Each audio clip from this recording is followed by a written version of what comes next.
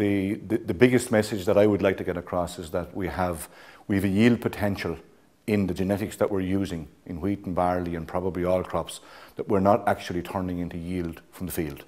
And we've kind of lost some of the focus at trying to get that. We've accepted a lower bar in terms of average farm output than we should accept, in my opinion, because we're a high cost country.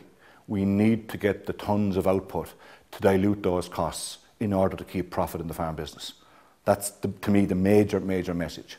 The figures that I'm using, that I used in my presentation, are very much the average national figures. It's the average of the good field and the bad field within a farm business as well. And that's the average that we want to get up. That has to be risen, because every tonne that we can produce extra in this country from the same expenditure or less expenditure for a job that's well done, that's profit that stays in the country and on the farm. And that's what farm businesses need. In trying to get that average yield to rise, I think the things that I would look at are husbandry decisions, which are important. But if you take a guy on winter wheat, he has winter wheat, and it's very difficult for him to make a rotation. He has oilseed rape that he will now use. He's lost sugar beet, and he doesn't have potatoes in the system. So rotations are difficult. But we have to try and find rotations that work. And one of the points that I would make is that tillage farmers, when you look around them, the bulk of the land around you is grass, because we don't have the kind of East Anglia density or the Paris Basin density of tillage.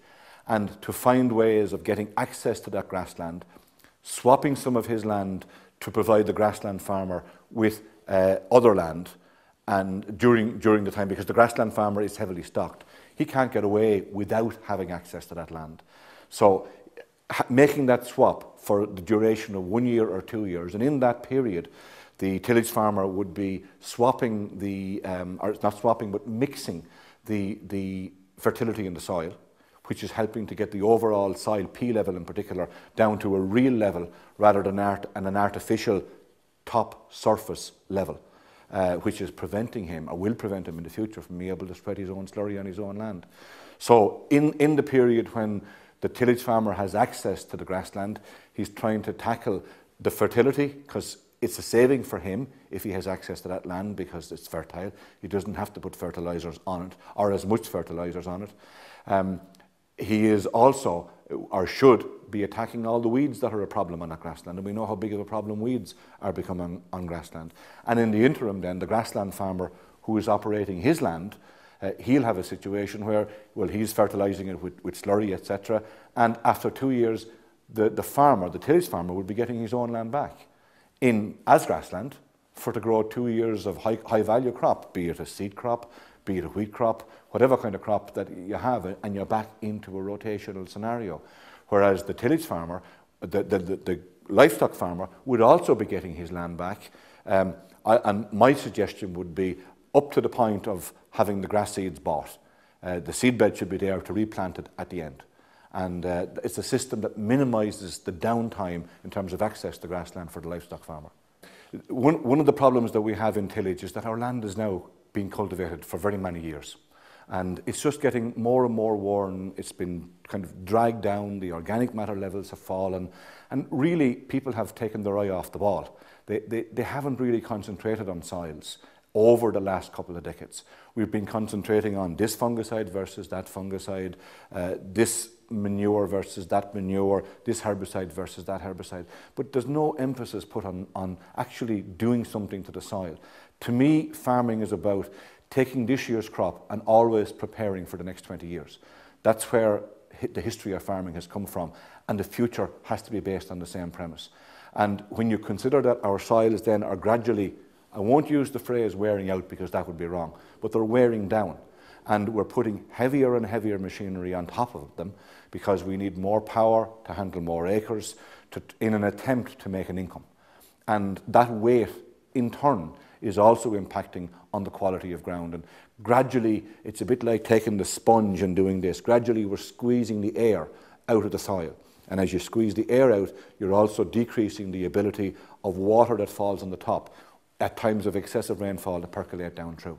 So we now see an awful lot of saucers on tillage land, wet patches, wet saucers, where water used to never sit. And it's because the soil is tightening underneath. And at a certain point, that's really bad for plant growth, because if more water is going to be held there, then you have a situation where roots can't breathe. And the water can't get away. You suffer waterlogging, you suffer yield loss, all the things that go with it. It's a potential impediment. And the problem is trying to address that. One of the ways you address it would be through rotation, in particular through grass. But other ways then would be the tools of nature or the tools of mechanics. And the tools of nature is generally freezing or drought conditions, one or the other. And freezing is never going to go down to a metre depth, which is the depth of the potential damage. But if we got drought conditions, the ground will crack to that depth. But in cracking to that depth, it's no good unless you can send roots down to make sure that when the ground gets wet again, that they don't just close up again. So the best mechanism still that I see is to try and get a biological activity underway in the soil. Try and get earthworms going and get them to open up the pores between a metre down and the top and let that water away in new channels that the earthworms are creating. And that to me is the basis of using organic matter fertilizers as well, because no more than your cattle will die in the shed if you don't feed them, so will the earthworms get very scarce if you don't feed them in a field. And that means the organic manures, putting the straw back in occasionally, not necessarily every year, but in years when the straw won't be worth an awful lot, it probably makes a lot more sense to chop it, incorporate it, and just start building that earthworm population. If tillage farmers are hoping to get their hands on better, fresh, productive land, grass is where I would instantly look. Grassland and neighbouring grassland farmers. And in theory, that's something that couldn't happen. But in practice, we will have more grassland farmers in the future that are going to have problems with high soil indices, and they're going to have to do something about it. If not, they will not be allowed to spread their own slurry on their own land under cross compliance and nitrates directive. Now that won't happen to everybody, but it will happen to some people. But also, you have all grassland farmers in the future are being taught and told to get more of grass, make more of grass, grow more grass, graze more grass. That's the kind of message, and it's a solid, sound message. But the grass farm is equally as lacking in achieving its genetic potential as the tillage farm is. So freshened up ground, reseeded pastures are very much the incentive for the livestock farmer to become interested in doing this swap. Plus organising weed control, because docks are becoming a continuous and increasing problem on livestock farms. And also then the mixing of the soil, which everybody accepts is good for grassland. That mixing of the soil over a 2-year period to bring the fertility that's concentrated in the top 1 to 2 inches because of the fact that there's no mixing going on. And to get that mixed up to the whole profile and get grass roots in a new grass sward going down for the nutrients and not just sitting on the top of the ground. If I kind of look at what I said today at the conference, I think I could probably distill it into a couple of points. Certainly, the major one would be, do not be satisfied with the yield levels that you're currently producing. The bar is potentially higher, and certainly on an average yield, we've got to take out some of the lower ones to try and keep to prevent the dilution of the high yields. That's really what it is. If you were averaging 4.5 tonne rather than 4.1 tonne, you've 0.4 more of a tonne per acre to spread those costs on. That's keeping more money in your pocket.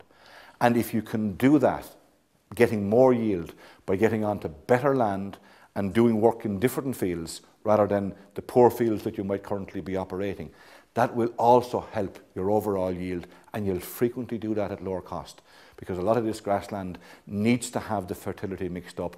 It is naturally more productive and it's going to give more yield for a much lower cost per tonne. That's profit, that's profitability, that's sustainability.